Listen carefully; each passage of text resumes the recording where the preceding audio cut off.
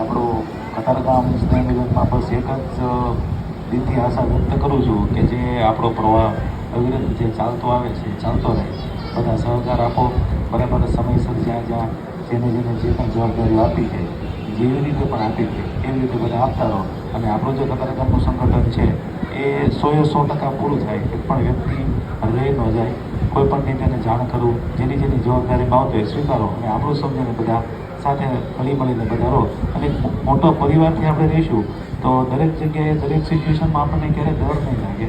કોઈ પણ વસ્તુ ક્યારે પણ આપણા ભાઈઓ હશે, કોઈ પણ વિભાગમાં હશે, કોઈ પણ ડિપાર્ટમેન્ટમાં હશે. આજે હું બેન્કિંગ ક્ષેત્રમાં જોડાયેલો છું તો અવારનવાર ક્યારે પણ બેંકની અંદર રિક્વાયરમેન્ટને કાંઈ પણ હોય છે તો હું એની માહિતી ગ્રુપની અંદર મૂકું છું. અને મારો પહેલો પ્રયાસ એવો હોય કે આપણા જે ભાઈઓ છે, બહેનો છે, દીકરાઓ છે, દીકરીઓ છે જે એની અંદર આવે અને એમાં આગળ પડતા આવે અને એને બધી રીતે મદદરૂપ થાય. એટલે આપણું ગ્રુપ પણ ચાલે છે.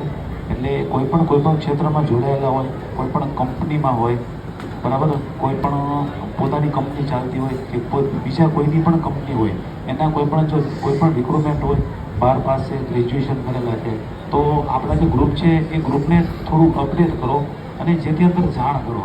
પણ ઘણા બધા દરબારો એવા છે કે એને આર્થિક જરૂરિયાત છે, બરાબર, એનું ભણતર પણ કરશે પણ એને કોઈ લાઈન દોરી નથી, બરાબર છે. તો આપણું જો ગ્રુપ ચાલે છે, આપણે એને રેગ્યુલર અપડેટ એવી રીતે કરીએ કે બાકી બધાને પણ આપણે મદદરૂપ થઈ શકીએ. આંગળી ચીંધવાનું પણ એક ગુણ છે જે આપણે ગુજરાતીમાં કહેવાય છે ને, બરાબર, એ પણ આપણે કરી શકાય છે.